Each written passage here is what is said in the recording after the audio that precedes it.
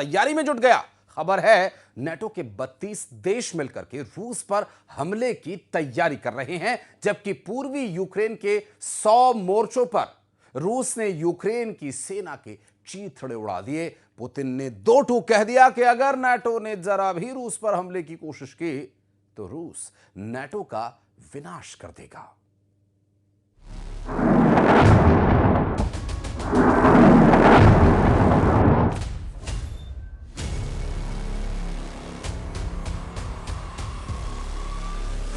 Kyiv का बदला लेगा नेटो, रूस से सीधी जंग शुरू।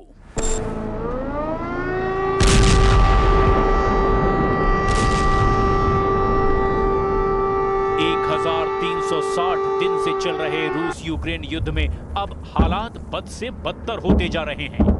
आप इसी से अंदाजा लगा सकते हैं कि यूक्रेन की राजधानी कीव पर 48 घंटे के अंदर 430 ड्रोन और 18 मिसाइलों से रूस ने हमले कर दिए हैं। इसमें स्कंदर और किंजल जैसी मिसाइलें भी शामिल हैं। खबर तो यहां तक है कि कीव में रूस के कयामती हवाई हमलों को देखकर अमेरिका और नेटो ने रूस से सीधी जंग की तैयारी युद्ध स्तर पर शुरू कर दी है, जबकि रूस ने पूर्वी यूक्रेन और दक्षिणी पूर्वी यूक्रेन पर हमले बेतहाशा बढ़ा दिए हैं।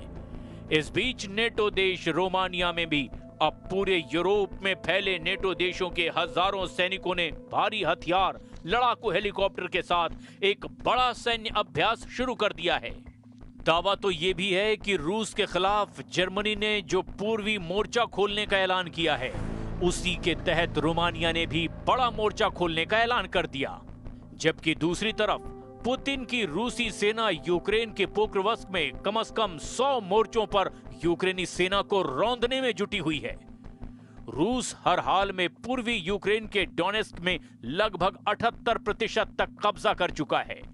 हम शुरुआत करते हैं कीव की तबाही से लेकर नेटो की उस तैयारी से जो रूस यूक्रेन युद्ध को तीसरे विश्व युद्ध में पूरी तरह से बदलने जा रही है।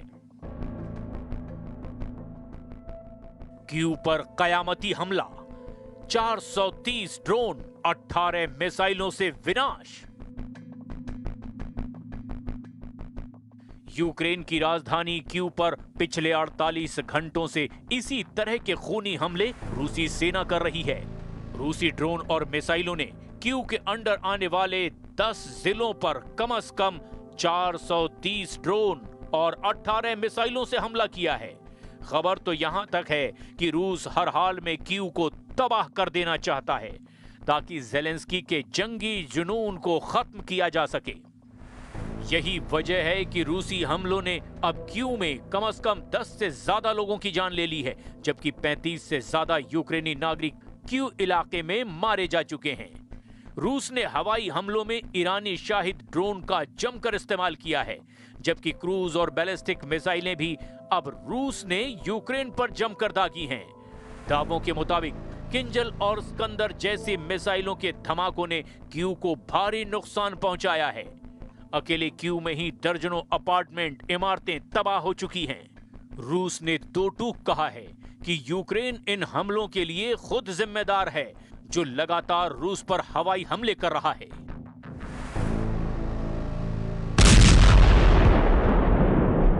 रोमानिया में नेटो सेना तैयार, रूस से सीधी जंग शुरू।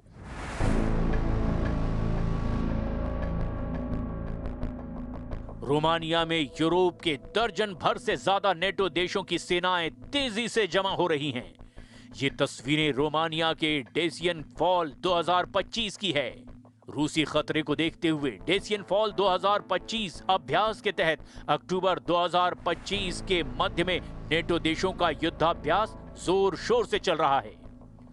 तस्वीरों में साफ देखा जा सकता है कि नेटो देशों के जंगी हेलीकॉप्टर, टैंक और बख्तरबंद वाहन के साथ सैनिक भी जमकर युद्धाभ्यास कर रहे हैं।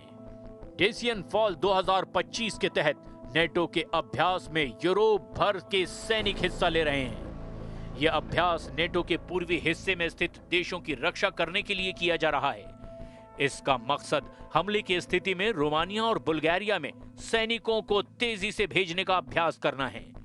लगभग 2400 फ्रांसीसी सैनिकों के साथ साथ पोलैंड, स्पेन, पुर्तगाल और उत्तरी मैसेडोनिया सहित सहयोगी देशों की टुकड़ियां भी इसमें शामिल हुई हैं। रोमानिया की सीमा यूक्रेन से लगती है, जो 2022 से बड़े पैमाने पर रूसी आक्रमण से जूझ रहा है। 5 प्रमुख यूरोपीय नेटो देश जर्मनी, फ्रांस, इटली, पोलैंड और यूके ने रूसी ड्रोन और दूसरे हाइब्रिड खतरों से निपटने के लिए जोर शोर से तैयारियां शुरू कर दी है। Этих контактов больше не было. Между главами внешнеполитических служб наших стран достигнуто понимание необходимости регулярного общения. Оно важно для обсуждения украинского вопроса и для продвижения двусторонней повестки дня. Эти контакты будут продолжены. Они будут продолжены тогда, когда в этом появится необходимость. И при этом мы подтверждаем, и об этом также министр иностранных дел России Сергей Лавров. नेटो पर होगा रूसी हमला, जर्मनी के जनरल का खुलासा। पूर्वी यूक्रेन का डॉनबॉस इलाका रूसी सेना रौंद रही है। अमेरिका, नेटो, यूरोप के हथियार और कमांडरों के दांव पेचों को पुतिन की रूसी सेना पूरी तरह से फेल कर चुकी है। हालात ये हैं कि डॉनबॉस के डोनेस्क और लुहांस्क में इस वक्त रूसी सेना पूर्वी मोर्चा जीतने में जुटी हुई है। डोनेस्क के पोक्रोवस्क में 21 महीने से रूसी सेना कब्जा करने में जुटी है। आज यूक्रेन के पोक्रोवस्क में ज़ेलेंस्की के साथ साथ राष्ट्रपति ट्रंप, नेटो चीफ मार्क रूटे समेत 32 देशों के राष्ट्र प्रमुखों की भी साख पर ऐसा बट्टा लग रहा है कि पूरा नेटो बिलबिलाने लगा है। यकीन करना मुश्किल है, लेकिन रूस ने पूर्वी यूक्रेन के सबसे मजबूत गढ़ में से एक पोक्रोवस्क में यूक्रेन और नेटो को धूल चटा दी है। और यही वजह है कि अब नेटो देश जर्मनी के एक top commander lieutenant general Alexander Sollfrank ने दावा किया कि पुतिन के रूस के तेवर बेहद खतरनाक हैं। जर्मनी के लेफ्टिनेंट जनरल अलेक्जेंडर सोलफ्रैंक ने खुफिया रिपोर्ट के आधार पर दावा किया कि रूस कल तक नेटो पर हमला करने में सक्षम होगा। रूस किसी भी समय नेटो क्षेत्र पर सीमित रूप से हमला कर सकता है। लेफ्टिनेंट जनरल अलेक्जेंडर सोलफ्रैंक ने कहा, अगर आप रूस की वर्तमान क्षमताओं और युद्ध शक्ति को देखें तो रूस कल तक नेटो क्षेत्र पर एक छोटे पैमाने पर हमला कर सकता है। जनरल सोलफ्रैंक जर्मनी की संयुक्त अभियान कमान के प्रमुख हैं और रक्षा योजना की देखरेख करते हैं, जिन्होंने खुफिया रिपोर्ट के हिसाब से यह दावा किया कि रूस 2029 तक 32 सदस्यों वाले नेटो पर बड़े पैमाने पर हमला कर सकता है। सोलफ्रैंक ने कहा कि रूस की वायुसेना अभी भी मजबूत है और उसके परमाणु और मिसाइल बलों पर कोई असर नहीं पड़ा है। लेफ्टिनेंट जनरल अलेक्जेंडर सोलफ्रैंक ने आगे कहा कि रूसी काला सागर बेड़े को काफी नुकसान हुआ है, लेकिन दूसरे रूसी बेड़े कम नहीं हुए हैं। जमीन पर जरूर रूस को नुकसान हो रहा है, लेकिन पुतिन रूसी सैनिकों की संख्या 15 लाख से ज्यादा करने वाले हैं, वो भी बहुत जल्द। रूस के पास कल तक सीमित हमला करने के लिए पर्याप्त मुख्य युद्धक टैंक हैं। हालांकि व्लादिमीर पुतिन ने इस तरह की योजनाओं से इनकार किया और जोर देकर कहा कि मॉस्को का यूक्रेन पर पूर्ण आक्रमण वास्तव में नेटो के विस्तार के खिलाफ बचाव के लिए था। जर्मनी को डर है कि रूस जर्मनी पर हमला कर सकता है। Mit der aktuellen Stärke der Bundeswehr, wir sind bei ca. 182.000 Soldaten, tagesaktuell kann ich das jetzt nicht sagen, das reicht nicht. Wir brauchen deutlich mehr. Und ich denke, dass da der Wehrdienst ist ein ganz wichtiger Bestandteil. Andere Nationen machen uns das vor, die Schweden, die Dänen, andere Nationen, die auch wieder zum Wehrdienst zurückgekehrt sind. हमले को तैयार 1,35,000 रूसी सैनिक। कई कोशिशों के बावजूद रूस यूक्रेन के बीच जंग अब भी नहीं रुक पाई है। हालात ये हैं कि रूस यूक्रेन के पूर्वी हिस्सों में जहां कोहराम मचाए हुए है, तो दक्षिणी यूक्रेन में हमले बेहद तेज कर चुका है। पावलोका में भीषण लड़ाई जारी है। यूक्रेन की सेना का कहना है कि उसकी वीर ब्रिगेड मोर्चा संभाले हुए है, लेकिन किसी को यह नहीं पता कि यूक्रेन के वीर ब्रिगेड क्या वाकई में रूसी हमलों को रोक भी पा रहे हैं या नहीं। कुछ रिपोर्ट्स में यह भी दावा किया गया कि रूसी सैनिक पूर्व खाकोवका में पानी के रास्ते प्रिमोर्स्के में यूक्रेन की सीमाओं में सेंध लगाने की कोशिश कर रहे हैं और जापोरेजिया में रूसी सैनिकों के घने कोहरे का फायदा उठाकर यूक्रेनी क्षेत्र में और अंदर तक घुसने की कोशिश की गई है।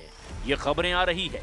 ऐसे हालात में यूक्रेन अपने ऊपर से रूसी हमलों के दबाव को कम करने के लिए रूस की तेल रिफाइनरियों को निशाना बनाने में जुटा है। यूक्रेन ने दावा किया कि उसके लंबी दूरी के ड्रोन ने रूस के वोल्गोग्राद क्षेत्र की एक बड़ी तेल रिफाइनरी पर हमला किया है। ये रिफाइनरी रूस की प्रमुख ऊर्जा इकाई है। यूक्रेन का कहना है कि ऐसे हमले रूस की तेल आय को कम करने के लिए किए जा रहे हैं, लेकिन अगर नफे नुकसान का हिसाब लगाया जाए तो यूक्रेन को रूस ने भयंकर नुकसान पहुंचा दिया है। अकेले पोक्रोवस्क में ही यूक्रेनी नागरिकों और सेना का सफाया उसने लगभग कर ही डाला है।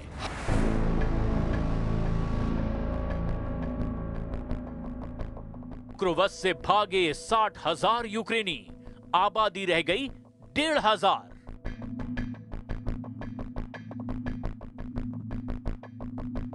रूस के राष्ट्रपति व्लादिमीर पुतिन की नजर यूक्रेन के एक शहर पर है।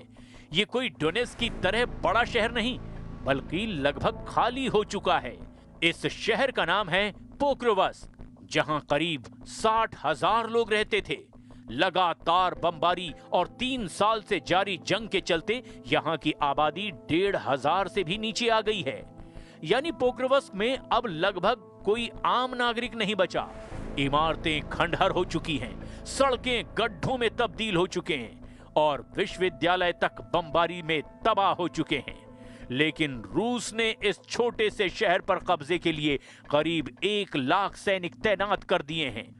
अब ऐसे हालात में देखना यह होगा कि रूस यूक्रेन पर इस तरह के कयामती हमले कब तक करता है और क्या अब यूक्रेन को बचाने के लिए नेटो सामने आएगा।